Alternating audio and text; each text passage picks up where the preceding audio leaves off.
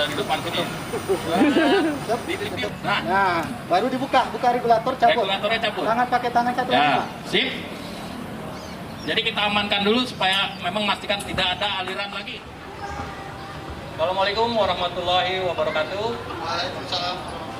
Mohon izin, perkenalkan kami dari tim Disaster Management Center Dompet Kelapa. Saya Eka Suwandi dan rekan saya Erwandi Saputra.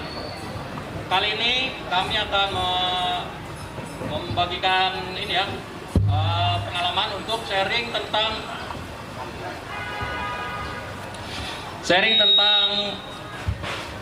penanggulangan bahaya kebakaran dan biasanya yang banyak terjadi di rumah tangga.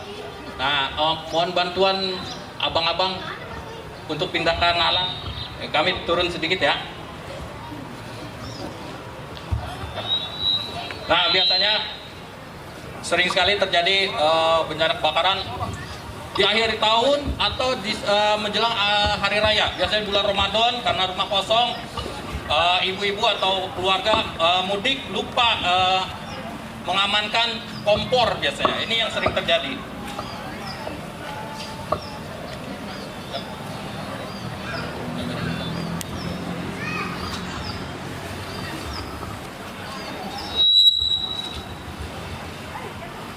Nah, untuk kali ini kita akan membagikan tips cara penanggulangan bahaya kebakaran.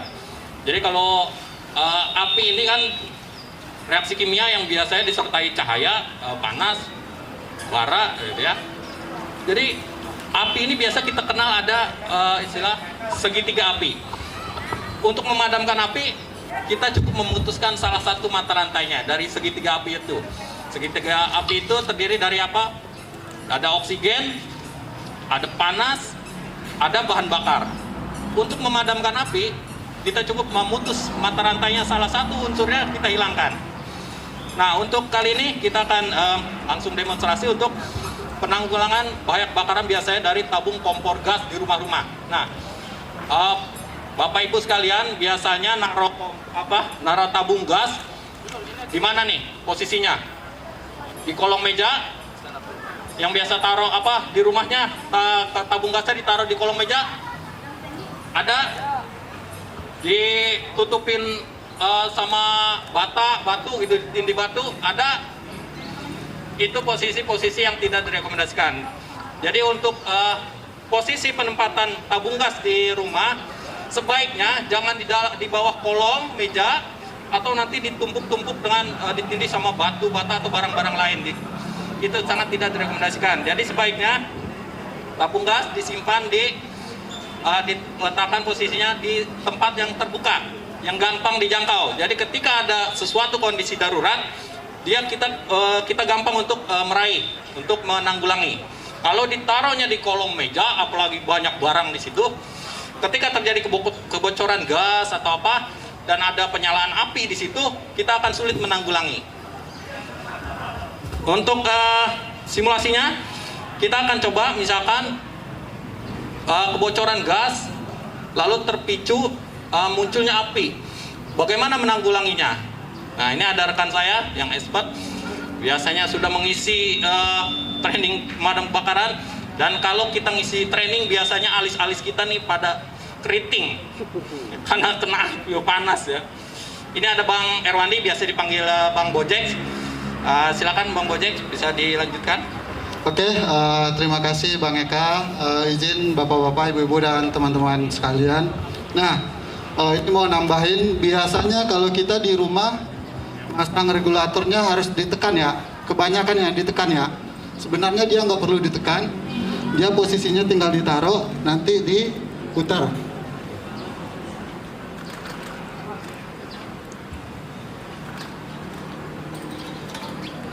Nah, dia intinya nggak perlu ditekan. Kan biasanya kan kita sering nekan tuh. Kadang cepat membuat rusak di regulatornya. Cukup ditaruh, nanti ketika nanti ada bunyi, biasanya kan ketika regulator terpasang, kita harus cek dulu nih. Ada gas yang bocor atau enggak. Bisa dengan cara mendengarkan telinga di bawah atau dengan penciuman. Kan mungkin Bapak Ibu sering ya, atau Ibu-ibu nih yang sering dimasang regulator. Tapi bukan hanya andalan nanti ibu-ibu, biasanya ibu-ibu minta tolong bapak-bapak. Nah, Pak, tolong dong, kadang bapaknya lagi kerja di luar, buru-buru pulang bantuin cuman masang regulator. Ya kan banyak kejadian kayak gitu. Nah, coba kita tanya Bang Gojek, yang biasa masang regulator gas di rumah itu ibunya atau bapaknya? Bapak. Ibu. Oh, ibu. Ibu Oke. atau bapak nih? Ibu, ya seringnya ibu ya, karena ibu standby di rumah, ya bapaknya ya kerja dia lah. Nah, untuk regulator sendiri posisinya ketika nanti belum klop, kita tinggal coba mutar cari posisi yang nggak ngeluarin. Nah, untuk penyimpanan sendiri, biasanya ibu setelah memakai gas menghidupin kompor, posisinya tetap terkunci ke bawah atau dinaikin setengah. Nah, biasanya begini ya, setelah kita ngidupin kompor, kita matiin kompor, yang regulatornya tetap begini ya. Nah, untuk anjuran keselamatan bisa diputar setengah, di posisi setengah. Nah, ini aliran gasnya udah mati ke kompor. Jadi kalaupun ibu tinggal nih aman. Kalaupun mau ninggalin rumah sekira 1 minggu atau lebih, disarankan regulatornya dicopot. Ya mungkin agak ribet sih bagi ibu-ibu. Biasanya habis masak matinya cuma di kompor. Pas masak, selesai masak cuma matiin di kompor. Nah, saran penggunanya tinggal ditaruh setengah.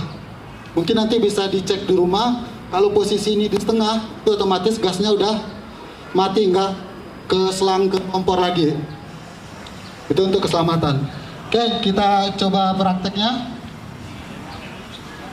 Nah, untuk ibu-ibu, saya bagikan tips sedikit ya. Ketika masang regulator gas, sebaiknya posisi ibu ada di posisi yang tertutup di bagian tabungnya. Ini kan ada yang bolong-bolong, ada yang tertutup nih. Sebaiknya posisi ibunya ada di balik dari dinding tabung yang tertutup. Karena apa? Biasanya kalau ada bocoran gas, gas itu sifatnya menempel.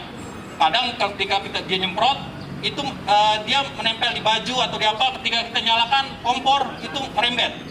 Itu hati-hati. Jadi sebaiknya kenapa ada di sini? Jadi kalau ada bocoran gas ini terhalang, tidak sampai ke menempel di baju kita misalkan gasnya. Kalau sini ada lubang, ini kalau bocor kita bisa terpapar gas ketika ada terpanting api. Nah, ini kita jadi bahaya bisa menyala ya, terbakar. Nah, untuk memastikan masang gas, setelah dipasang pastikan dulu nih ada bunyi bocor atau enggak. Kalau ada bunyi berarti kan posisinya belum benar, masih bocor. Bisa jadi dari karetnya atau cara pemasangannya. Sebetulnya kalau pemasangan regulator tidak perlu sampai ditekan, apalagi ditindihin batu, gitu ya, nggak perlu. Itu justru akan mempersulit ketika keadaan darurat. Ini cukup sudah, kalau sudah tidak ada bunyi, walaupun dia goyang-goyang, nggak masalah. Ini sudah aman. Jadi kalau tidak ada bunyi. Dan di regulator juga ada, biasa ada bunyi klitik-klitik. Nah, kalau kita ini ya, itu adalah bola pengaman. Jadi ketika tekanan loss, dia nggak menyembur secara ini ya. Kita bismillah dulu, mudah-mudahan aman ya. Bismillahirrahmanirrahim. Ini kalau regulator yang normal. Regulator normal. Jadi masih ada aman.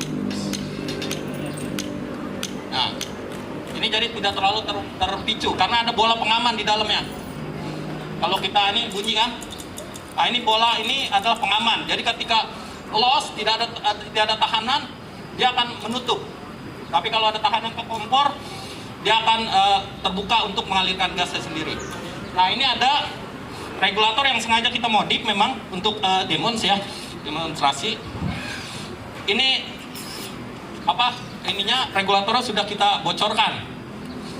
Jadi ini ada nanti menyembur api, ini untuk simulasi nanti penanganan kalau terjadi di rumah selang bocor atau apa. Penanggulangannya adalah hentikan sumber bahan bakarnya. Jadi dari segitiga api tadi ada udara, ada oksigen, ada bahan bakar, dan ada panas. Panasnya biasanya dari pantikan kompor gitu ya, ada pemantiknya. Oksigen jelas dari udara sekitar, dan bahan bakarnya dari gas sendiri. Nah, kita matikan sumber bahan bakarnya. Ini sudah aman. Nah, nanti Bang Bojek akan menjelaskan.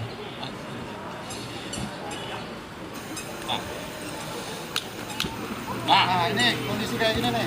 Bisa kita lihat. Ini untuk putar setengah.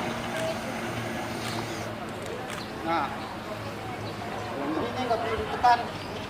Nah, ini bisa lihat Ini Bang, nah yang ada pakai mic Mas. Ya. Ulang dong Bojek. Yuk. Oke, yang seperti saya bilang tadi, posisi setengah ke sini otomatis aliran gasnya terhenti. Ya, nah, karena kan kalau ketika gasnya full itu diputar ke bawah ya ibu-ibu. Nah, kalau kita naikin setengah, itu otomatis aliran gasnya terhenti ke kompor. Maka dari itu untuk keamanannya, setelah masak kita matiin di kompor. Nah, untuk di regulator kita putar setengah. Nah, nanti kalau mau masak tinggal kita tekan lagi ke bawah. Ini untuk keamanan. Memang agak ribet ya, tapi ini lebih safety. Lebih safety. Jadi menghindari kebocoran gas di selang ke kompor gitu. Oke, kita coba satu lagi ya. Satu kali lagi nanti saya minta dari ibu-ibu ya untuk praktek nantinya, Bu. Ibu-ibu atau bapak-bapak. Iya, ibu-ibu atau bapak-bapak. Ya. Kantongin Bang. Iya. Kantongnya biasa saya dua. Kemarin sini kan angin gitu. Sah. Ini memang harus siap-siap alisnya pada keriting ya. Karena biasa bergulat sama api. Nah, ini kondisi kayak gini nih. Nanti ibu bisa pegang sini, tinggal putar tengah mati atau nanti diangkat regulatornya. Cabut saja, dicabut saya untuk lebih memastikan safety-nya. Dicabut. Angkat regulatornya. Nah, Itu tadi kalau misalkan masih ada selang, dia bocor di ujung selang bisa, atau di kompor yang menyala. Jadi jangan fokus sama kebakaran di kompornya, tapi fokus saja ke regulatornya. Jadi kalau ada kompor lagi nyala gitu kebakar, jangan ribut, bapak tolong gitu ya. Bapak jangan teriak-teriak dulu, bapak itu keburu apinya udah merembet kemana-mana. Jadi konsep ini aja, jangan terlalu panik, konsentrasi, ingat regulatornya. Makanya penempatan posisi tabung gas jangan sampai ada di kolong meja atau ditindih barang-barang lain. Jadi posisi dia yang terlihat terjangkau. Jadi cepat kita menanggulanginya dengan cara mencabut regulatornya. nah ini mungkin dengan cara untuk pakai jari. Tinggal sini, baru putar regulator, baru dicabut. Nah ini kalau posisi misalkan tidak ada selang ataupun dia tidak merembet. Nah ini demonstrasi ya. Jadi kalau faktor keamanannya, kalau kita mau ini tidak terlalu panas dan tidak ada selang di sini, kalau bakar ya itu tadi caranya menghentikan. Intinya sih menghentikan ya. Tidak panas itu Pak? Tidak. Bapak Tidak mau panas. coba, Nah, silakan. Bapak coba. Nanti ibu-ibu juga dicoba ya. Ini dulu. Ini dulu. Bentar Bang. Nah, begini. Ya, Jangan dari atas ya Pak, jangan dari depan sini. Di review. Nah, Nah, baru buka regulator, cabut. regulatornya cabut. Jangan pakai tangan satu Ya, Pak. sip. Jadi kita amankan dulu supaya memang memastikan tidak ada aliran lagi. Betul, tidak panas. Tidak panas kan Pak? Panas. Iya. Ayo ibu-ibu. Ibu-ibu, saya minta satu orang. Nanti ketika bapaknya nggak di rumah, jangan nanti buru-buru Iya. pulang Pak. Ya. Jangan teriak-teriak dan siap. Ya, Pak. Ayo ibu-ibu. Ayo. Ibu satu ada yang orang. mau coba Ibu?